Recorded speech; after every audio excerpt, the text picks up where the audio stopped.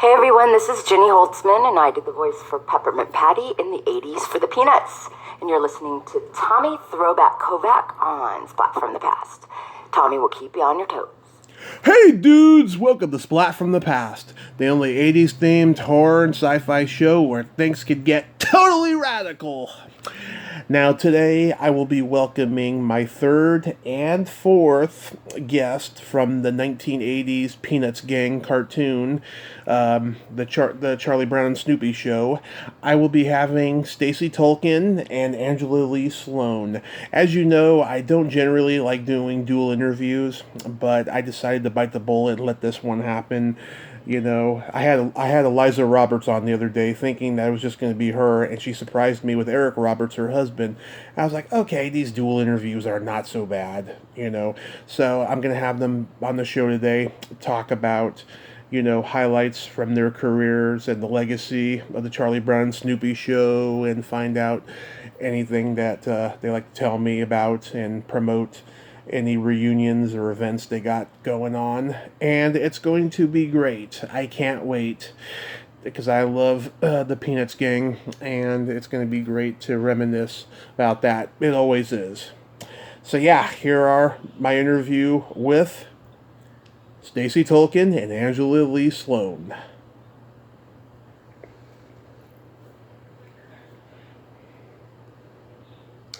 We're both here. Hello. Hey, ladies. Hello. Welcome to the show. How are you both doing today? I am doing fabulous. I'm doing fabulous. It's the day before the heat gets absolutely wackadoo here in the San Fernando Valley for me. Yeah. And I'm doing great up here. We've got some nice cloud cover coming in over the ocean in Santa Barbara, so it's great. Nice. Yeah, I live over here in the countryside of Redding, and it could be forecast one day, super hot the next, so it's very unpredictable. It's bipolar weather is what I call it. That's true. It really is sometimes. Yeah. This is such a great honor. Thank you for both for taking the time today. Well, it's an honor for us to be here with you. I appreciate you inviting us. Awesome. So going back in time, Stacy and Angela, you both were obviously child actresses. At what age did that start for both of you? Stacey, you want to go first? Sure. That started for me probably when I was about 4 or 5. I started doing commercials. So I was pretty little, and I don't remember part of that, but I have all the pictures that help me remember how young I was when it started. Nice. I love it. And I was about 5 years old when I started, and I, too, was doing commercials. In fact, Stacy and I were just doing our pre-conversation, and we both figured out we had the same agent when we got to Charlie Brown, and they were our on-camera agents as well as voiceover agents, and we would go into their little office, and we read for, or at least that's where I read for Lucy, and I know Stacy had a really pretty awesome story on how she got her role. I actually was filming or doing some voice work in a studio next door when they were doing the auditions, and they were bringing in lines and lines of kids for Sally, and they just happened to hear my voice. And Charles Schultz and Bill Melendez, they all came next door, and they said, "No, we want you." And so I really lucked out on this one. My voice was just the voice they wanted. They heard it, and they came running. Cool. That's awesome. How cool is that? That is pretty cool. Cool. Yeah, that's something that couldn't happen today. It's a totally different world now. Oh, yeah, because, Angela has a recording studio in her garage, correct? Yes, I do, and I still do voiceovers, and I have an 11-year-old daughter, my little Peanut, and she is doing tons of voiceovers herself. She's just done a feature film movie, Super Wings, that comes out next year, where she's a lead, and she's been doing great, doing all times of Blazing the Monster Machine on Nickelodeon. On Netflix, she's got Monkey with a Tool Belt, and she did 2 different roles. So she's doing crazy stuff too. So it's kind of a family business. We've always had that fun going on. Yeah. Yes, and it continues through the generations. Oh, that's sweet. Yeah, I mean, it's a world now where you can be on a yacht in the Caribbean and record a voiceover. It's so different now. Yeah. It is completely different. We do it all from the house, and it keeps us very busy. You have to learn how to edit and do our own, do our own editing, our own recording, created a sound booth, all that good stuff. But it's something exciting, and it's our playroom to go into. So it's fabulous. It keeps the juices flowing, creative juices flowing. Yeah. So cool. Are you both born and raised in LA? I was born, and yes, you were California born, and I was born in Liverpool, England. Oh. And we moved to, my mom and dad moved here when I was about 3.5, 4 years old. Mm-hmm. And I've been here ever since, but my dad went back to England, so I would go back and forth. Oh, awesome. Yeah, it's where the Beatles are from, Liverpool, England. You're right, Scout, yeah. Liverpool. And I loved her mother had this fabulous accent. Oh, when we were little, I just adored it. Yeah. And my dad sounds like a Beatle. He sounds exactly like a Beatle. So we all did, along with the voiceovers, we also did acting after the Charlie Brown and Snoopy show, and I went on to do Who's the Boss, reoccurring regular for 3.5 years, and went on to do Hogan Family with Jason Bateman, and so, just kept continuing the love of the entertainment world. But most very precious in my life is being able to be a part of something so iconic as the Charlie Brown and Snoopy show. That was pretty amazing, and it keeps on giving after all these years. Absolutely. I completely agree with you. I have not necessarily continued my career on, and as I've gotten older, I've kind of veered in a different direction, but any opportunity I have to reconnect with my childhood friends, to spend some time with them, is just amazing, because it wasn't just a job for us, because we were all there together, and it was a series when we did the series on Saturday mornings. Mm-hmm. And so we became family. We worked for years together, and it was just a really exciting thing, and which is so exciting that we're having a reunion coming up here on October 10th. Yeah. Oh, that's going to be awesome. Before we get into the Charlie Brown Snoopy show stuff, I want to ask you both individually about the stuff you did before and after. Starting, Stacy, you made your debut in the Concord Airport 79. Mm-hmm. Yeah, I think I was 72. I was about 6 at that point. So I think I had done a few other things when I was little, like commercials, but movie-wise, that was my first big motion picture. So that was really exciting at Universal Studios. With the plane was up in the air in this huge studio, like a real plane. I mean, it was really amazing. Wow. Yeah. What do you remember about all the icons that were in the movie?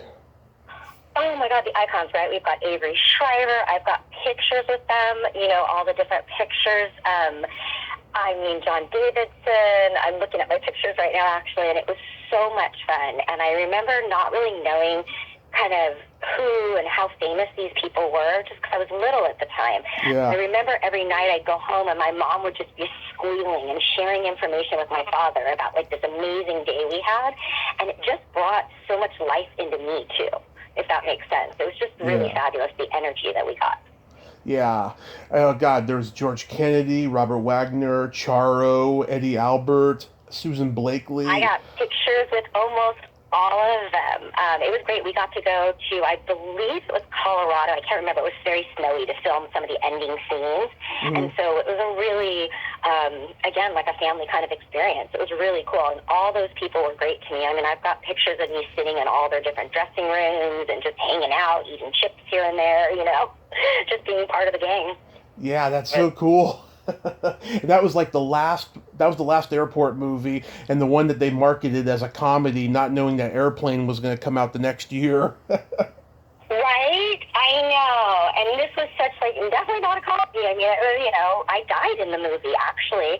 And there's 2 different endings. And the one that I died, I remember watching it with my mom, and she was saying how bizarre it was for her to see me dying. It was just a very unsettling feeling for her, even though I didn't die. But it was very unsettling for her to watch me die in the movie. Yeah. Of course.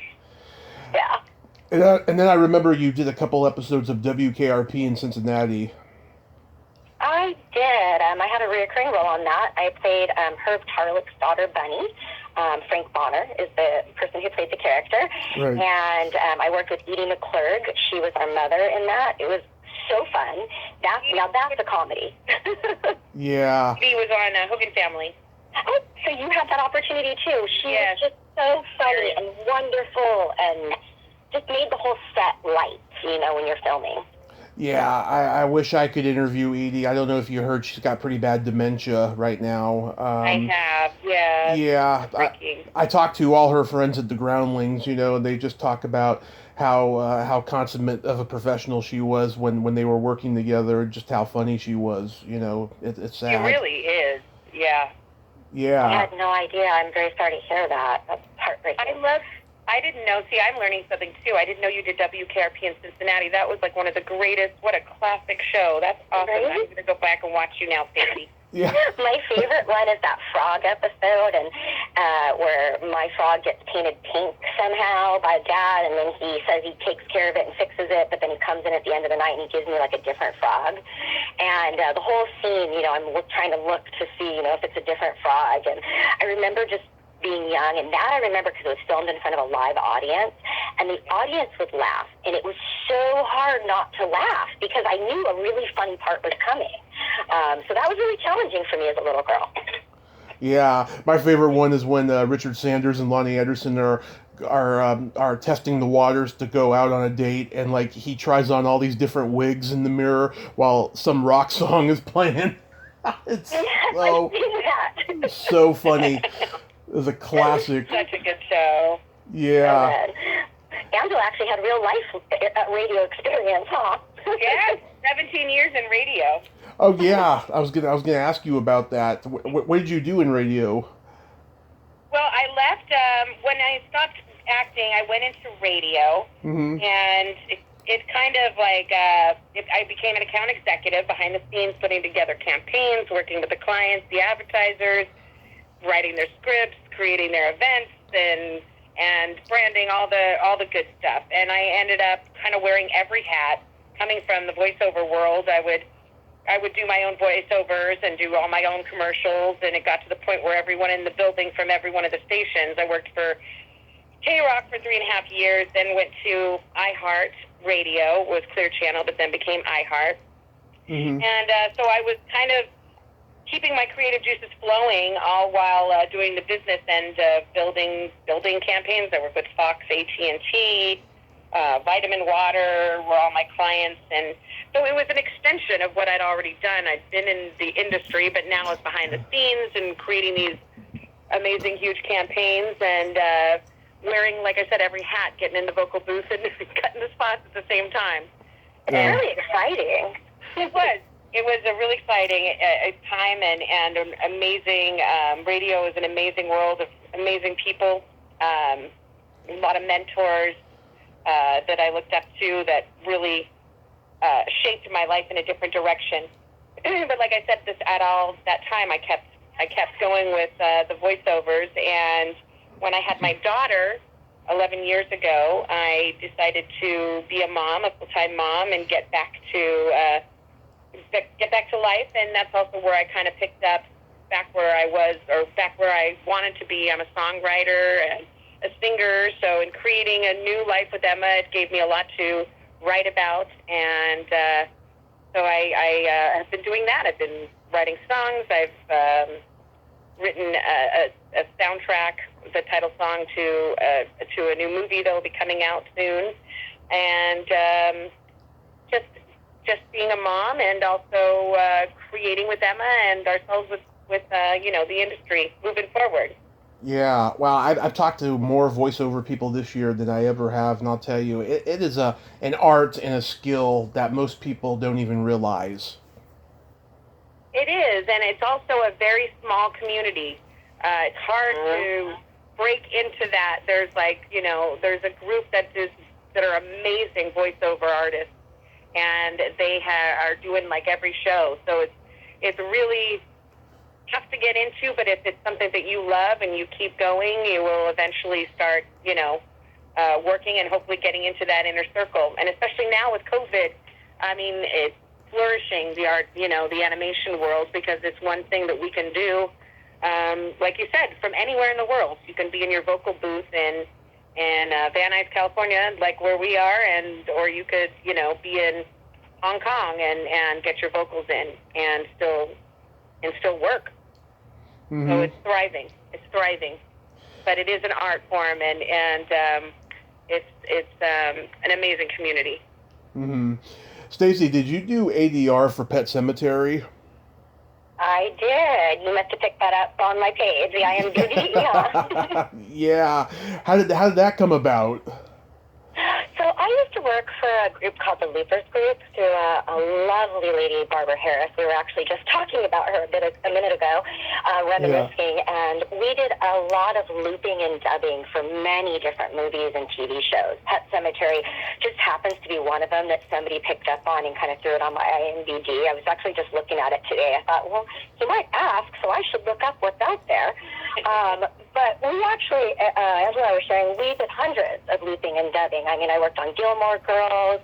There was a show like Our House I used to work on, replacing one of the girls' voices for the entire show. There was never a day that you heard her real voice, but I can't really talk about that. And it wasn't Gilmore Girls; it was a different show. But the point is, there's so much voice work that we did through this Loopers group. It was just an amazing opportunity, and Pet Sematary happened to be one of them. Another one was also Nightmare on Elm Street, the 1-2 Freddy's Coming for You song in the beginning. Oh, really? Just little things. Pet Sematary just happened to be one that somebody picked up somewhere and threw it on there, so I find it funny. Yeah, that is cool. I'm a big Nightmare on Elm Street fan. Next time I hear the song, I'll listen for your voice. It is me and a group of young girls, and we did it when we were little, and I listen to it now, and it's very creepy. It is creepy. Yeah, I didn't know that was you. That's awesome. Me and like a few girls, yeah. But for the Goldbergs. Oh, so cool. But no, it was a Halloween special. She didn't end up booking the job, but they wanted twins. And so they would have had to have matched her. I think they hired exactly twins, but it was a very shining moment. But they were doing like the 1, 2. It was like they changed the words for it not to be Freddy's After You. Yeah. I was cracking up when I was singing it to her because Emma had no reference to the Nightmare on Elm Street, and I was singing it to her. She's like, Emma looked at me. She goes, "Wow, that's creepy." Kids. That's so cool. I love that you did that. Oh, I got to tell Emma. Wait till she hears. Because, of course, I played it. I didn't show her the movie. Not. Kids say the darndest things. I never saw the movie. We never. I mean, when I filmed for that, there was never. Even the scenes that we did looping and dubbing, I remember that was one time that there was 0 up on the screen for that particular filming. Wow. So funny. Well, yeah, they probably didn't want to scare the heck out of you.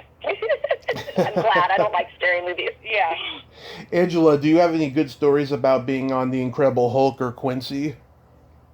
Oh, my gosh. Well, The Incredible Hulk was really funny. Well, it was actually very frustrating that at that time I was so excited because I loved The Incredible Hulk. You're a little kid who watch these shows, and so when you think, oh, my gosh, I'm going to get a chance to be on this show, you're thrilled. But I had gotten the call from my agent that I had gotten The Incredible Hulk, which I was over the moon. We were over the moon about. Then I got a call that I was booked for the Barbara Mandrell show to play one of the Mandrell sisters when they were little. Mm-hmm. And my family is a singing family. My mom was a singer in England. My dad's a singer in England. My mom used to play with the band, the Mecca Orchestra in England, and it's like a 40-piece band. It was very well known. So we were very musically inclined, our family. Mm-hmm. When I got this, I had to make a decision. Am I going to do The Incredible Hulk or the Barbara Mandrell show? Yeah. And I don't know what it was. I must have been a huge Hulk fan, but I decided to go with the Hulk. And it was a great decision because it was a very special episode. It was the first one that I think Bill Bixby had directed. Anyway, It was a special show, and it was made a lot of reference to the Frankenstein, when the little girl that, when you get to that horrifying moment, is the monster going to kill this little girl or not? And it was a poignant reference to, of course, the Frankenstein monster. So it was a special episode to be a part of, and that's the one I chose. I chose The Incredible Hulk. Well, my dad, like I said, lives in England and had moved back and happened to be on the set, which he usually wasn't. It was always my mom. My dad's a hilarious Liverpudlian. It was just so much excitement, and to be on the set and to see Incredible Hulk, he kept going, bloody hell, look at that Lou Ferrigno. I mean, he's just bloody gorgeous. He's like a rock. And he ended up chatting with him. Lou Ferrigno loved my dad because my dad's just this comfortable guy who just loves to chat, and so they became good buddies, and it was a treat to see how my dad got to react with him. But the big thing that the takeaway was that the Barbara Mandrell show ended up becoming a reoccurring regular for all the girls who did take it. Mm-hmm. And they ended up singing with all the Mandrell sisters, like doing, and so it was one of my saddest, like, I can't say I wish I would have. I wish there would have been a way I could have done both, because the other one had a lot of longevity, and it also included something that I was already doing, which was singing and performing in shows. So I always had like a oh man moment, but at the one that got away. The one that got away, but I was a part of something special with that episode of The Incredible Hulk. So these are the rough things you'll learn at 6 and 7. It is though. Just the breaks. You do learn it very young. I mean, that is one thing. You learn a lot very young, life lessons, and you become, I think, very amenable in life, and you take the hits and the highs and the lows much easier because you're so used to it from when you were younger. Exactly, and that's something that I've always taught Emma. I say it doesn't matter if you get it, if you don't get it, did you have fun? My mom was never a stage biz mom, although she came from the business, so she would literally say to me, if this is not something that you're having fun with, if it's not fun, we don't do it.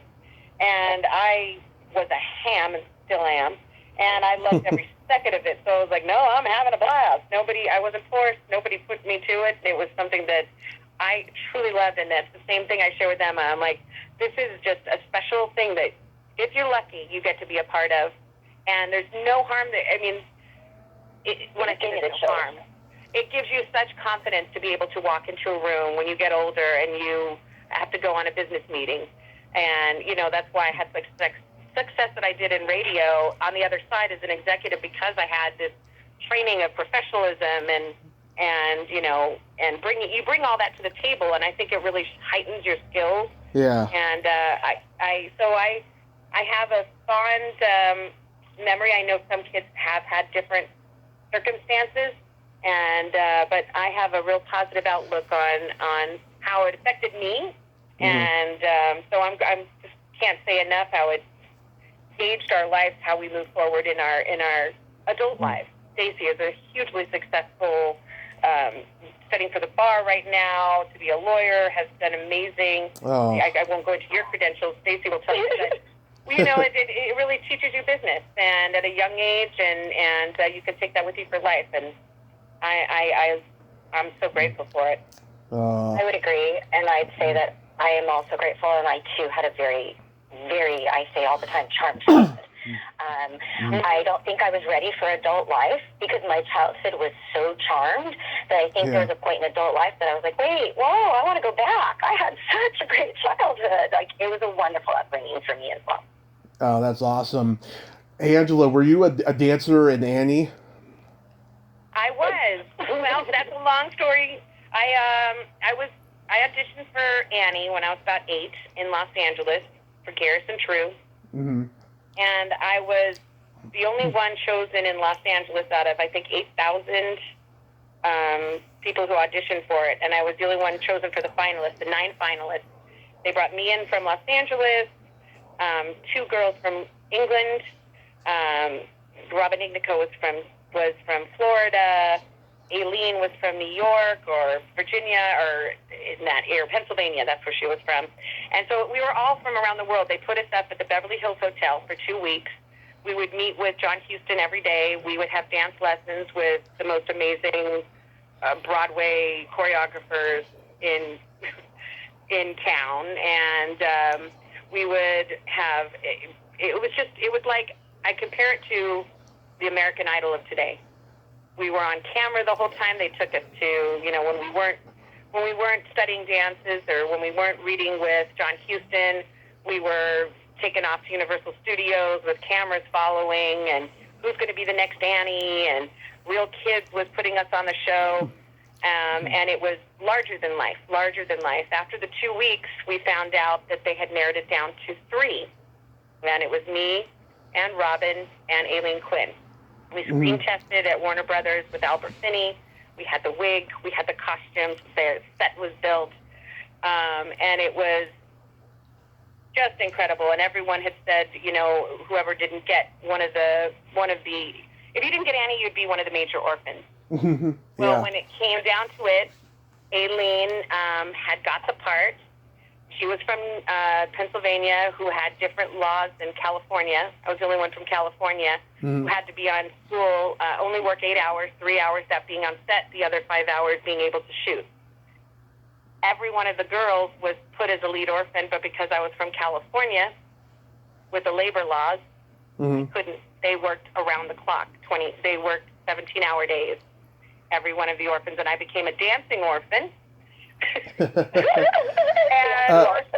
and worked on the show, worked on the movie for 3.5 months at Warner Brothers with Tammy O'Rourke, Heather O'Rourke's sister, and Heather was on the set with us all the time. In fact, that's how she got picked for Poltergeist. She was at lunch, and Steven Spielberg looked over at this little girl, Tammy's sister, and came up and just started chatting with her and fell in love with her and hired her to be the next star of the Poltergeist.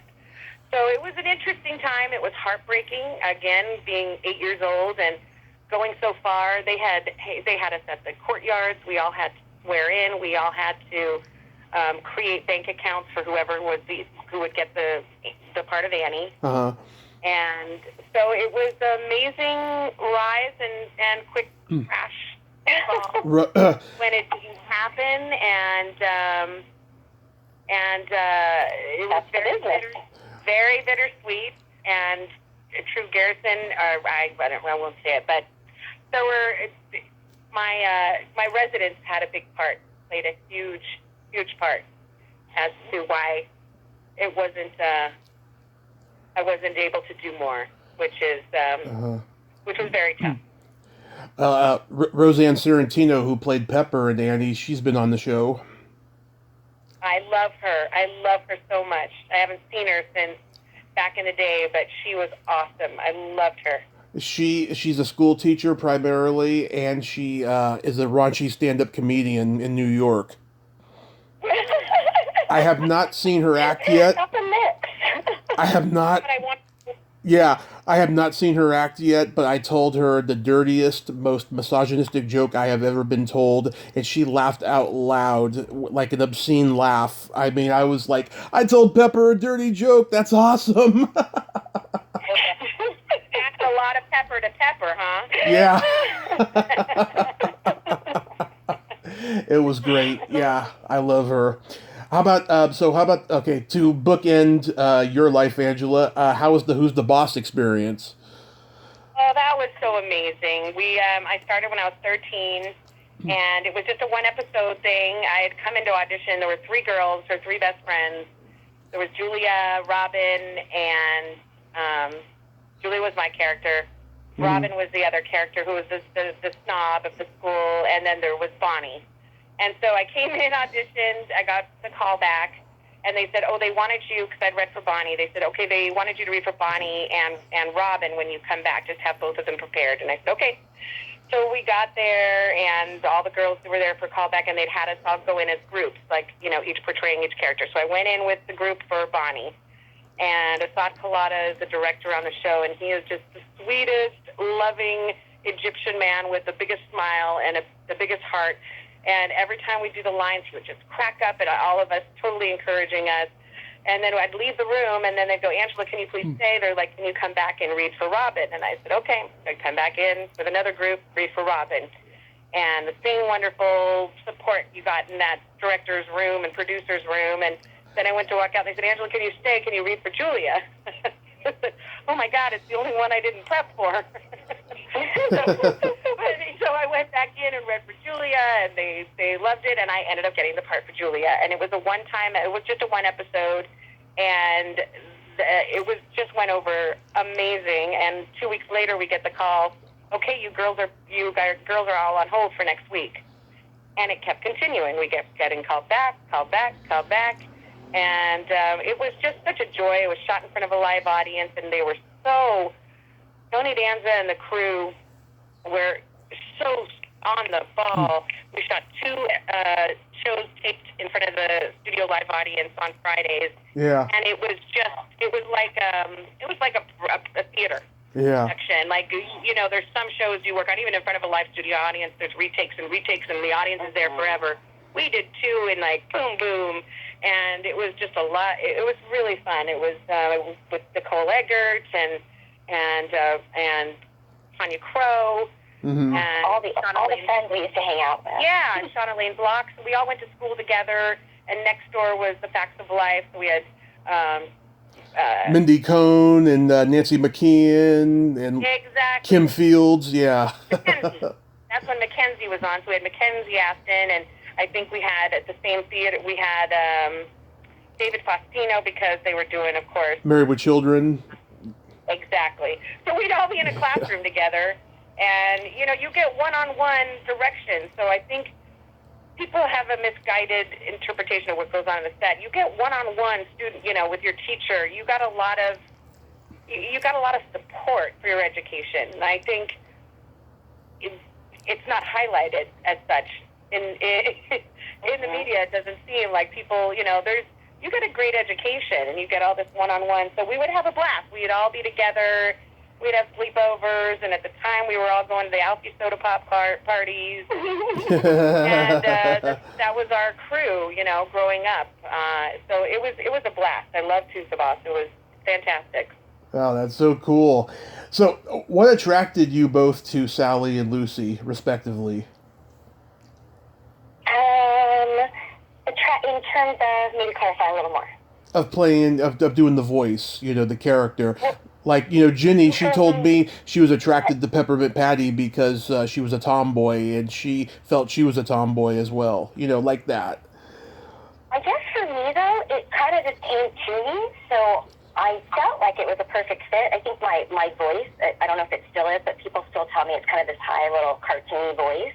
And so I think it just kind of was like a match. I don't know that I was per se attracted to her, but I think it was just this match, and it just kind of fit, and it kind of felt like me. Mm-hmm. Kind of like I said when we were talking in our chat prior to it, you know, she has this kind of reputation, and it's kind of who I am a little bit in that kind of wholesome way. So it fit. And me, I'm bossy. I had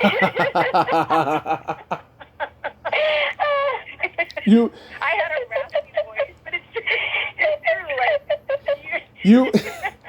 you both sound like you could do. I had the raspy voice, and I'm a little more tougher, a little rougher around the edges, and gonna show Charlie Brown, you know, what's up. Yeah. You both sound like you could do the voices of Sally and Lucy's mothers nowadays. That'd be a great show. That would be fabulous, right? Yeah. We're writing it tonight. Although all you'd hear from us was wah, wah, wah, wah. Womp, womp, womp. Because that's all parents say, right? That's all they sound like. Yeah. Were you both fans of the Peanuts, though? Oh, yeah. You watched them on TV. You watched the specials. I mean, the Halloween specials, the Christmas specials. I mean, it was just, you know, back when we were younger, and not that I'm that old, but, you know, there wasn't like a zillion channels like there is now. So everybody watched those specials when they were on TV. So, I mean, although I didn't realize how special it was when I took over the part of doing the voice, I always just knew there was something special about what we were doing. Yeah. Definitely. But I, on the other hand, my mom was British. Oh, right. And so it wasn't like it's such an American staple and such an amazing, iconic American, you know, from the newspapers in the 50s when it started in 52. So we didn't really know. We kind of went into it really unknowing. It's only since, not only now, Yeah. that in doing it did I realize how special and how important it was to everybody, and everybody knew about it, whereas I didn't really know much about it. Of course, I would go watch some of the specials before I actually got to start working on it, but no, I didn't know that much, so it was a learning curve for me, and quite a pleasant one, and an honor to be taking over the voice of Lucy, for sure. Yeah, I grew up, on the holiday specials, and those later movies I loved the most. Race for Your Life, Charlie Brown, and Bon Voyage, Charlie Brown, and Don't Come Back. those are great ones. The Paramount ones, as they call them, because they were from Paramount Studios. Are you both the proudest of doing the voices of Sally and Lucy more than anything you've done? I personally think it was one of kind of my bigger highlights. I do think doing that movie with the big plane in the air and traveling, and that was a huge one. But besides that, the Charlie Brown and Snoopy Show for me, it's a highlight because it wasn't just a job. It formed friendship. We did the Youth and Film Awards together as a group. We used to all be in different singing and dancing groups as kids, and it all kind of stemmed from the Charlie Brown and Snoopy Show. So I feel like for me, it shaped my life as well. Mm-hmm. Very good. Very well said. Very well put. I just love how both of you, along with Brad and Ginny, are just coming out of the woodwork now and preserving the legacy of the Peanuts gang and doing these autograph shows and what have you. It's just, I think it's wonderful. Back in May, I was supposed to go to the Hollywood show, and when you were all on the roster, I was excited. I was like, oh, I'm gonna reach out to every single one of them and have them come on and promote. And COVID hit, and I had to alter my schedule for the entire year, but it hasn't affected it at all. But I was looking forward to meeting all of you. And we were disappointed about not getting to do the show, but obviously, circumstances have prevented it. But I got to give credit where credit's due, and Brad Teston, the voice of Charlie Brown, is the one who's always brought us together, and he's always been the one going, hey, I'm doing this festival. They want to, they want to represent Charlie Brown. It would be great if you wanted to come and join, and he's brought us together. So he's really done a lot of that unity. And this October 10th signing that we're doing, we've never had 5 of us all together. So it's very unique, and we're excited about it. And it's a different, it's a different world. So we're trying this a different way, but it's kind of unique that we're all together for this one. Mm-hmm. I agree completely. Brad has definitely, Charlie Brown, my big brother, has definitely kept us together as a group and kind of kept us going and moving forward. So it's exciting, and this is a different platform now, doing it online. So a little nervous, because people are going to, be watching just us, and it's a little different when you don't have that person in front of you to interact with. So that is a little, for me, a little nerve-wracking, but I'm still excited because I'm going to be able to see everybody else. So that's the good part. Yeah. Why do you think that version of the show didn't last long? You mean the cartoon series? Of the cartoon series, yeah. Well, it went for about 2.5 years. How long was it, Stace? Do you remember? I would say about 2 years. I know that we filmed for about a year getting all those things in the can. But, I don't know. Saturday morning cartoons in general aren't the same, right? I mean, they kind of changed. Again, I think it might have to do a lot with the way TV went. There became cable, and there became all these other outlets. And so again, it wasn't just one show. Yeah. Really, and we were 8. I'm sure we didn't really know what. I know. In the scenes. Well, I think I did it from I think I did the voice from 8 to 11 and a half. And I remember Charles Schultz telling me, "You're the longest running Lucy that we've ever had." And I think that remains. I only know because he told me that, and I was like, "Oh my God, what an honor!" To think that the longest running Lucy. But I think that we all get that title because we did the series. There's never been so many back to back episodes because it was an annual event usually with Charlie Brown, right. And their presentations, they were put together once a year, and so I think it's a special thing that we that we got to be, I think, the longest running of each of the characters. Mm-hmm. And Angela, you had a longer run than me for sure because you can sing. So so when it came time for me, for the next adventure with the group, and it was a singing adventure, I definitely didn't make that cut because I am not a singer. So that's when my run came to an end. So don't you worry. I know, it's not bad to be replaced by Fergie, right? That's right. That's right. So do both of you have future projects that you can talk about? I'm going to turn it to Angela right now. I'm setting for the bar. Yeah, that's a big one. That's all I do right now. I'm in awe of Stacy and her accomplishments. I just got to say that, and I'll let you Thank talk you. about them. But I'm in awe of what she does. Oh. And really, it's true. And I'm a singer-songwriter, so I've been writing songs, and I've had placements in television shows.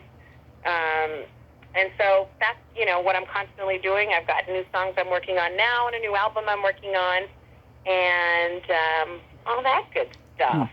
And also, I have a video game coming out. I play, oh my God, I'm blanking. Hold on, I'll have to look at my notes. This is when we get older, right? I don't play video games, and it's a huge one that just came out. You play this game? Absolutely, you play it all the time. Oh my God, I'll tell you, I can't think of it right now. Oh my God. What is it? I'll think of it and let you know. But yeah, so I've got that coming out. In fact, I'm going to go look in my office to get my notebook. It's a wonder of technology.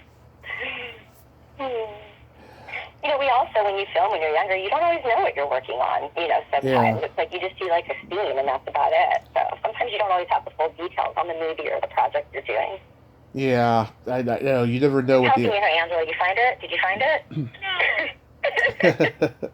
These are my notes. I'm like, okay, I'll think of it. I'll find my notes. Oh, God. So yeah, I got a video game coming out. A video game, nice. What kind of video game? It is a huge, big one, and I have to go to my notes. Hold on. Gosh, you'd think I'd have this, ready. Anyway, talk amongst yourselves. The Civil War. It was not the Civil War. The Civil one. Yeah, but in terms of acting and moving forward in the business, like I said, at the moment I took a little break from just everything. It's always been a dream of mine to go to law school. And so about 5 years ago, I decided that that's what I was going to do. I know it sounds kind of nuts. I had something happen in my life, and some people get hobbies, and I went to school 3 nights a week and studied every day on the weekends and graduated law school, and now I'm preparing to take the California bar exam. So once that's over and I come up from that, then I'm open to many different options and ideas, but I just got to get through these next 4 weeks. I'll be a much happier person on October 10th because the bar is hopefully happening the week before. Mm-hmm. Well, so what's the name of that event again on October 10th? It is the in-house con with Sam Mason Peanuts Reunion, and it'll be on Saturday, October 10th. And it's the first time, you mentioned before, we talked about Brad Keston, who plays the part of Charlie Brown. Yeah. And we also mentioned Ginny Holtzman, who does Peppermint Patty. And in addition, we're going to have Jeremy Miller, who does Lioness, My Sweet Babu, of course. Yeah. And the 5 of us will be together working online. And so you can find information more about that at facebook.com/Peanut Reunion. And all the information will be there. Awesome. Now, I'm waiting for the both of you to be in the room so we can play my secret silly game. I know you got me scared, No, it's just it's going to be a series of silly slumber party questions. Like we're all at a sleepover. That sounds fabulous. Let's do it. Yeah. Angela? Yes, I'm here. Where was it? He's gonna play a game now. We're all asleep. Oh, no, I'm ready. Okay, let's do it. Okay, this is the first time I'm playing with 2 people, so I got to alter the way I ask to accommodate both of you. So this is a series of silly slumber party questions, and it's just fun, and nobody wins or loses. And how this works is I'm going to ask both of you the question. Yep. I'm going to ask both of you the question. You both take turns answering, and then one of you has to ask me the exact same question, and then I answer. And we can comment on each other's answers if you want to. So. Okay. Okay. I have to write this Yeah, okay. Okay. Are either of you... Before we start, Yes. it's Wasteland 3. Woo! The game is called Wasteland 3. Wasteland 3. A.V. Hoon. I'm a mountain woman. I'm an mountain woman. Wasteland 3. Who's Awesome. armed and dangerous. Coming to a game store near you. That's right. A.V. Hoon. Don't go near A.V. Hoon. She'll shoot you. Sounds scary. It is kind of scary. All right, I'm ready. Let's play. Okay. Are either of you ticklish? Extremely. When I was younger, not so much when I got older. I actually heard I remember this. I was about 8 years old. My mom's friend was getting married, and I didn't know him, and he seemed like a nice guy, but he kept insistingly wanting to tickle me. And I was like, please don't tickle me, please. Weird. Like, I can't. Yeah, I know. And I'm like, please don't tickle me. And he tickled me so much that I swung my hand around and I smacked him in the face, like, and his arm, like it was his wedding day. And he, and I wasn't from like, I don't like me. I like it tickles too much. Like I will flail. And he walked away going, oh. And I remember my mom saying, well, she did say don't tickle. That is pretty creepy. Yeah. Oh. So we're supposed to ask you, right? Are you ticklish?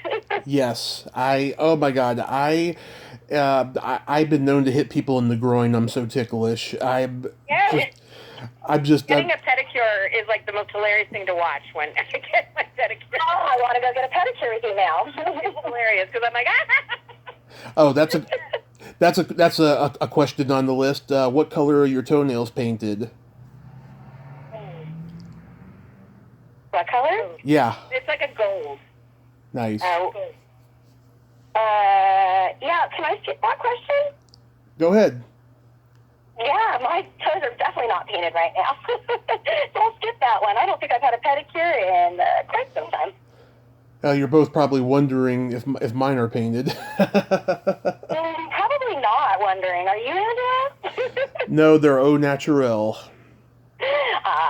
My father was actually from Ireland, and he used to constantly get his nails done. So I grew up with a father who always had like a clear polish or a buff on his fingernails. Oh yeah, For him, he's manicured. Yep, always. I started painting mine at 13. I like to go elaborate colors generally, but because we're in quarantine, I haven't painted them. There'd be no reason. Who's going to see him right now? I know. What are your favorite body parts? It can be anything. My brain. Nice. Oh, you just got me. Like, I want to say ditto, my brain too, but that's not very creative. So, if I can't say brain, I'm going to say my hair, because I used to hate my hair, and I love my curls now. So, I'm going to go with hair. Okay. And for me, I have always loved the belly button.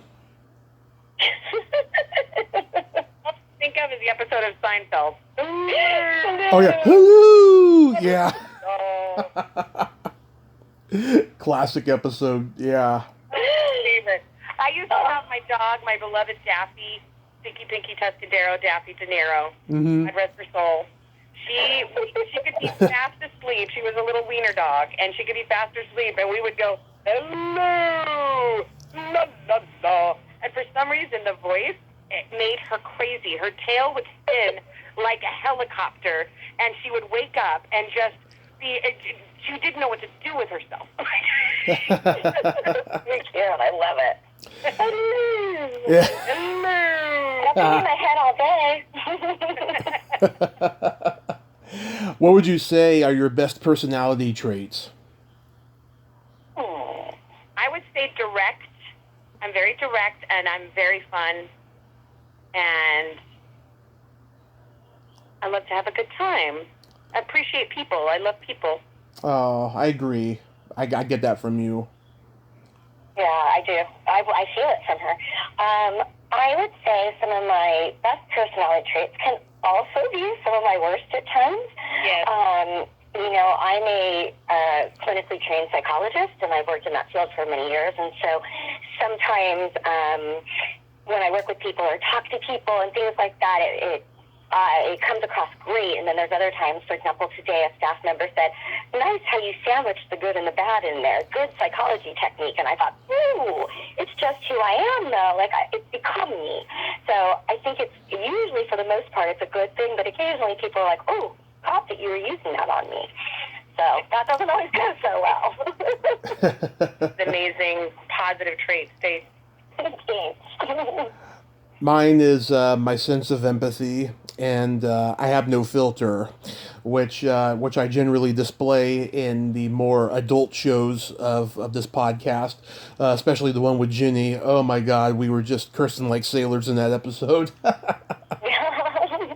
And I was like, I got to keep my image clean. See, I also work with children. So in general, I always want to make sure that just who I am in general is that person. And so I want to be true to myself if I'm going to be a role model for these kids. I got to always stay true to myself. So it means as I get older, sometimes, being more aware of myself and becoming more self-aware of my environment as well, which I really have enjoyed. It's like a self-growth thing.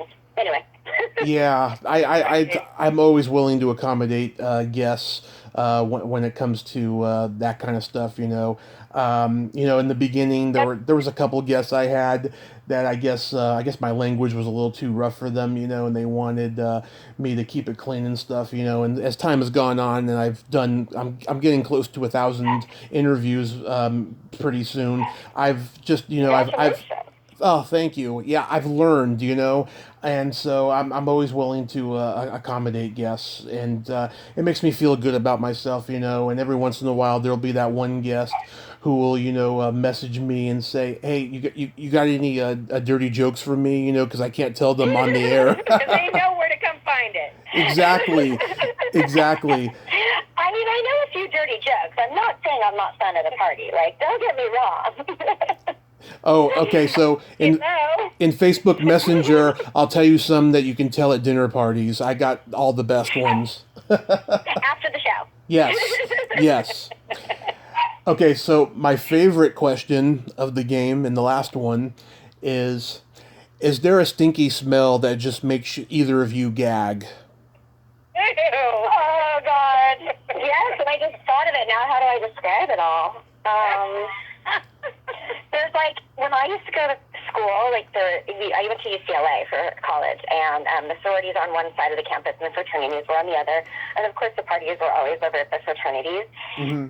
That smell is the most horrific smell during a party at a fraternity house. I can't explain it, but that to me is a smell that just turns my stomach. It's like beer, sweat, sex, let's be honest, sweaty, dancing bodies in a room with yeah. And yeah. I was trying to think. I'm so many nasty thoughts were passing through my head. But the one that I just stopped on because of this weather reminded me, those fly things that you can buy to capture flies when it's summertime and there's flies in your kitchen or everywhere. Uh-huh. And there's a one that it's one that you hang on a tree. It is the most nastiest smell, I guess, whatever they put in that to attract the flies to. And I forget that it's there, and I'll walk to the backyard where we put one in a tree to hopefully capture, And all of a sudden, I'm like, what does that smell? What does that smell? It's a combination of, sick, dirty feet, or a death, or a body rotting. And it's the most horrible, horrible thing. It makes, so yeah, there's that. I would have never thought of something like that. That was good. Yeah. I'm sitting outside and there's flies coming around. I'm like, I need one of those stinky things. Yes. For me, looking it up online, I'm like, the stinky thing you hang in a tree. They're it's just some sort of it's a really effective fly trapper, but let me just warn you, it's punishing. Yes, for me, it's feet, and because this is a family show, flatulence. So there you go. The classics. Yeah, that's it. Especially dog flatulence. Let me tell you, some of my dogs, man, it is horrific.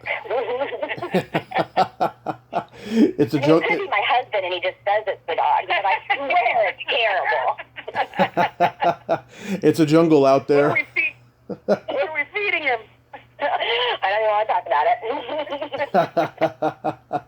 it. So October 10th is the Zoom thing, right? That's right.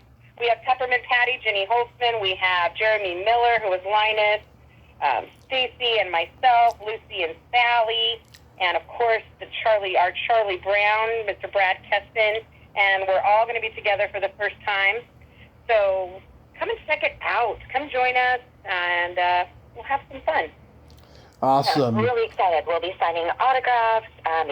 If any fan has an item that they'd like to send in, that's possible as well. So just go ahead and go to the Facebook site, Peanuts Reunion. Awesome. Well, I hope it's a great turnout for you too, and I hope after all this craziness happens, I get to meet you all at the Hollywood show or something, And It will definitely happen. I agree. It's going to happen. We're all going to be together again someday. Yes. That's right. And, Someday.